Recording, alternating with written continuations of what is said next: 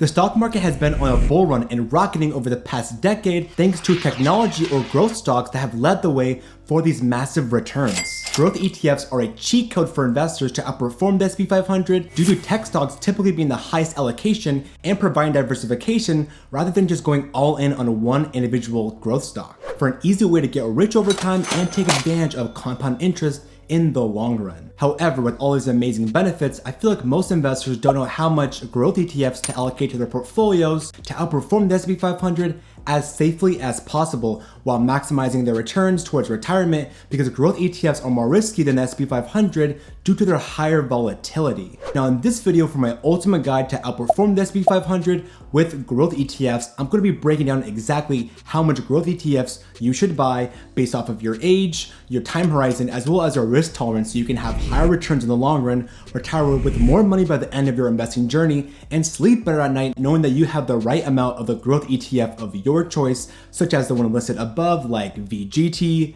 FTEC, SCHD, QQQM or QQQ, VOO, XOK, etc. in your ETF or stock portfolio. Now, I am not a financial advisor. This is not financial advice. It's just my opinion on how much I believe that investors should buy into growth ETFs to really achieve the best results for retirement and to maximize the opportunity to outperform the S&P 500 as safely and reliably as possible. Now, without further ado, I have 3 age categories and 3 assumptions. The first is that you're age 18 to 35 years old. The second category is your age 36 to 50 years old. And the third group is ages 51 to 65 plus into your retirement. With the first category of young investors starting off investing in growth ETFs, you might be very tempted to go into 100% growth stocks because they've historically beaten the S&P 500 over the past decade. However, before the whole tech boom in the 2000s, other great sectors and value stocks were superior. And who knows, maybe in the future, value stocks might even be growth stocks for like 5 or 10 years. So I always love to diversify my eggs in other baskets with a low-cost, broad-based index fund that includes all these different types of stocks,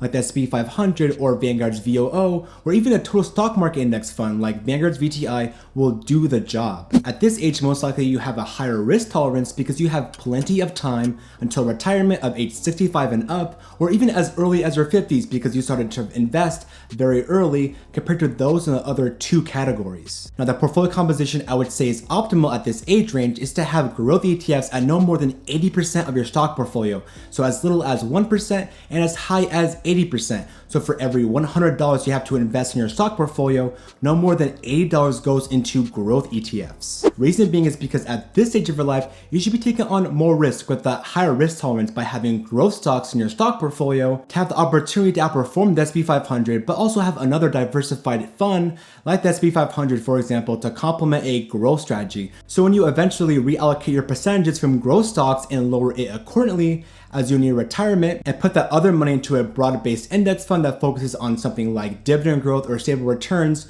with a great dividend yield, because these are lower risk. I have a backtester that shows us investing $100,000 into 2 portfolios over the past 10 years, one with 100% to the S&P 500 or Vanguard's VOO, since we want to outperform this index, versus 80% to a growth ETF like Vanguard's VGT, for example, as our purpose for a growth stock, and 20% into Vanguard's VOO for that second portfolio. And the result of having 80% to our growth ETF of VGT wins as it achieves a higher return of over 18% and returning over $550,000 from an initial investment of $100,000, and 100% into the S&P 500 only is still very high, but lower at around 12.5% annual returns, giving us over $300,000. And just to show that VGT as a growth ETF is less risky than having the S&P 500, as the worst year for VGT at 80% of the portfolio is almost negative 30% returns in any given year. But on the flip side, the best year is given to the growth ETF category due to its higher allocation to it. The second category of investors ages 36 to 50 years old, at this age range, your risk tolerance should inherently be lower than those in their 20s or even their early 30s. Maybe you put off investing your hard-earned money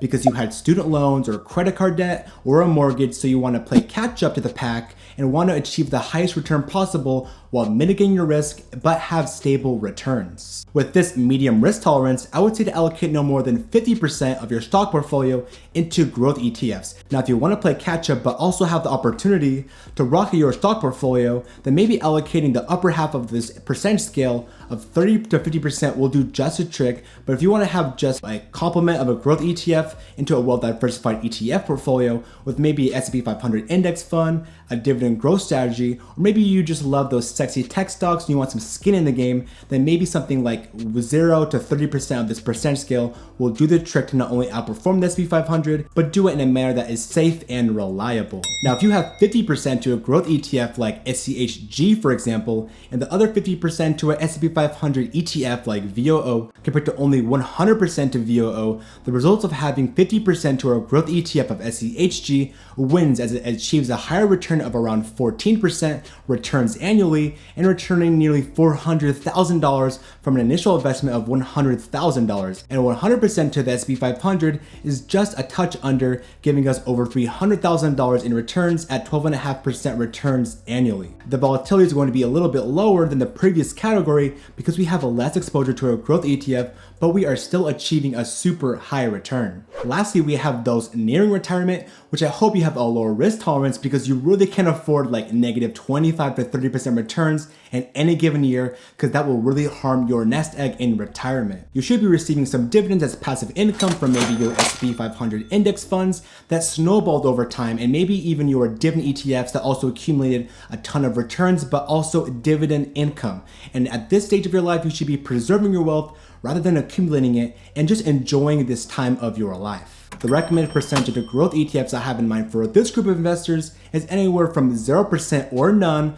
up to 20%. So why 0% to growth ETFs is because if you are near retirement or even in retirement, we want to lower your risk and protect your wealth and not be stressing over if the tech bubble is going to burst and you are out a ton of money. Now, why up to 20% to growth ETFs? It's more of like a, hey, if I love tech stocks and growth stocks, then why not? But only if you have a diversified group of investments that either track the S&P 500 or at least keep up with it. And I hope you have other great assets and investments like a paid off mortgage for your house, maybe even a 6-month fully funded emergency fund. So your growth ETF is more of a category in your investments that's more of a high risk, high reward, and you aren't reliant on that money if the stock price of your ETF drops. So if we have 20% to a growth ETF like the QQQ, for example, and hypothetically, let's say we have 50% to a dividend ETF like SCHD because we are near retirement and dividends are great for those in their retirement years and leading up to it to build up those dividend payments for passive income, and the S&P 500 ETF of VOO at 25% allocation,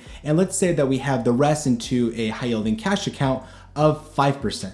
So this still outperforms the S&P 500 in both percentage returns and overall money in our nest egg due to the many other great investments we have and investing with a purpose. But remember guys that these returns are not guaranteed. They're just based off historical performance as history can change. And if you guys want to check out a tool to help you guys decide when to buy any growth ETF of your choice, check out Seeking Alpha Premium, as their link is down below in the description, as they have experienced analysts and a quant rating that determines when is the best time to buy every day of the specific growth ETF of your choice to achieve the best return. Now that about wraps it up for this video guys on how much growth ETFs to allocate to your stock portfolio by age to have the maximum returns in the long run and to achieve the best returns that outperform the S&P 500. Now if you guys like this video, please give it a like because this cute puppy did, and comment down below a growth ETF or stock that you are buying in your ETF or stock portfolio and how much percentage you have allocated to it to maybe give some insight to other newer or experienced investors. Now I love you guys so much. Continue to crush in the stock market